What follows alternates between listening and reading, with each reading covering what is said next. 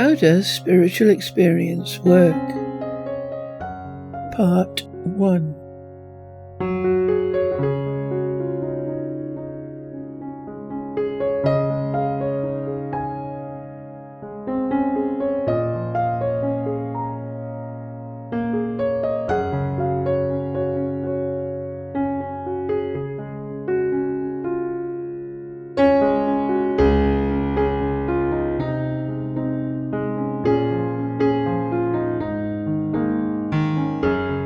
We will be using this diagram from our website for our explanations. It uses blue boxes to mean an activity like jump, swim, reason and learn, and yellow boxes to mean data or information like a train timetable or your memory of how to ride a bike, or the names and feeding habits of all your cats and chickens. The lines then show the dependency of one activity has on another for its input. So, for example, I am unable to feed my chickens, activity, until I remember their names and what they like to eat, data. And the only reason I know this, dependency, is because I have learnt what they like and don't like.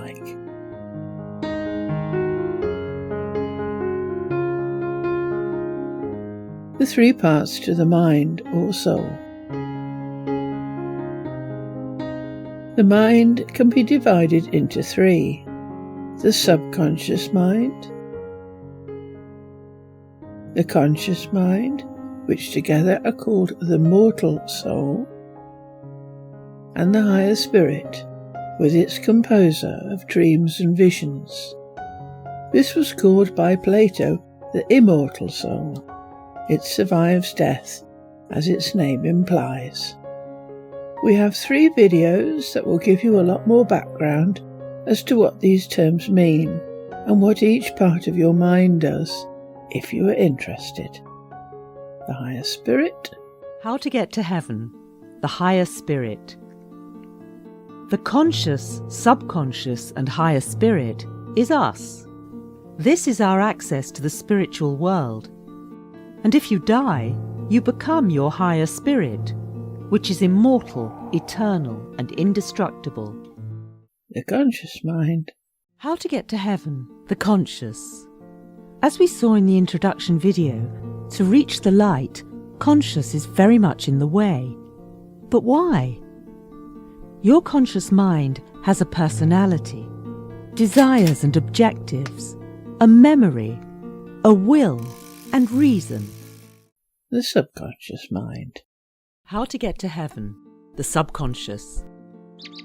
Your body senses the world around you. It receives sensations through seeing, hearing, smelling, tasting, and feeling. It tells you if there are threats or the opportunity to achieve your desires. The subconscious sensory systems. Going back to the diagram, you can see that there are 3 activities that process messages coming from inside and outside the body. The 5 senses system, the nervous system, and the autonomic systems, all of which create sensations, converted from the input these systems get into a form our mind can handle, analogously like going from analog input to digital. We are like the captain of a ship, who never really knows what is going on in the ship itself, our body, or even in the sea around the ship, surroundings, because his crew are doing this, and some things he never even gets to know about. He only ever gets a message when the crew realise some sort of decision is needed or a course of action, because the ship is being threatened by an iceberg, for example, or an opportunity for a safe anchorage has appeared. But we need to realise that in many ways we are already sensorily deprived by our set of sensory systems, their failing or malfunction. And we are certainly never aware of this reality. But we help ourselves an enormous amount, both spiritually and on an everyday basis, if we find ways of reducing those threats. Reduce threats. Threats are perceptions associated with pain. Pain warns us that something is wrong, both physically and emotionally. Pain came in handy in the days when we had to survive, but nowadays the world is a slightly safer place, so we respond more to threats to our happiness and objectives. Reducing the opportunities because it lowers the amount of sensory data flooding in. Reduce opportunities. An opportunity is any chance to receive pleasure or relieve pain. It could also be the chance to fulfill a desire. So why should you reduce it? Imagine your subconscious as a little child which is constantly in search of pleasure. Furthermore, sensory deprivation, described on our website, is a method we can use to still the senses even further. It is very effective. We also have sections on exercising and keeping fit, as well as eating for health, both of which help to minimise sensations. There is a section promoting being naked in the sun, which promotes health and is relaxing and thus threat reducing. Help with ways of healing yourself, including physical and emotional trauma, using hypnotherapy, and the enormous help warmth is in healing and reducing threats. The subconscious, emotions. The activity of emotion produces emotions, which are input to our perception system, along with the sensations. And there is a lot of processing that takes place to combine the two, smoothing the input, removing noise, tidying up the sensations, and adding 3D effects until all is processed and they become perceptions. Notice too that there is a loop from the perceptions to the emotions. Shamanic societies used to use this looping mechanism to raise emotions to almost fever pitch to help them get spiritual experiences. Whilst the loop was in action, it gave the higher spirit the chance to send spirit input. They knew that all spiritual experiences are captured by the perception system, not the conscious mind, but the subconscious mind. But high-intensity emotion, practiced for too long, can make you ill. So you have to know what you are doing, or be taught, and shamans of old knew what to do.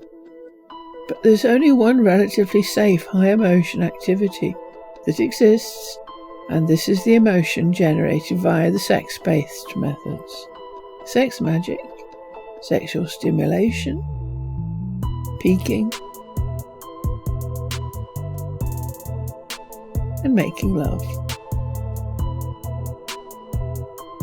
These should, if practiced correctly with a willing partner, not cause illness or harm, nor generate hate. Otherwise, it is better to practice ways of reducing and controlling emotions, using, for example, beauty, art and music, communing with nature, dancing, though not frenetic, because this can produce very high emotion. All these, laughing, listening to beating sounds, very soothing.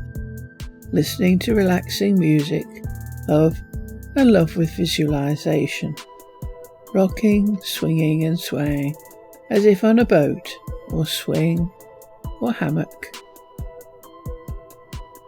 or cradle.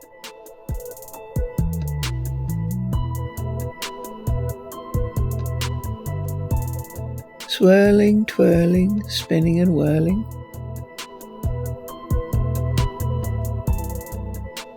And any other activity that has a calming, damping effect on your emotions. If you think lying in a hot tub, surrounded by jungle, would help reduce emotions and provide some sensory deprivation, this is just as good.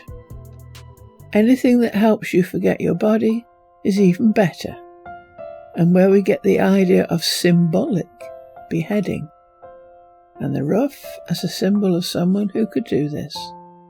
Beheading was never intended to be taken literally. In summary,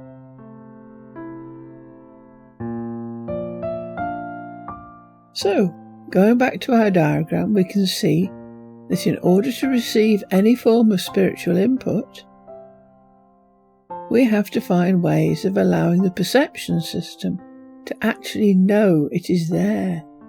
A spirit input is a whisper in comparison with the terrible, endless sensory stimuli we get in this day and age.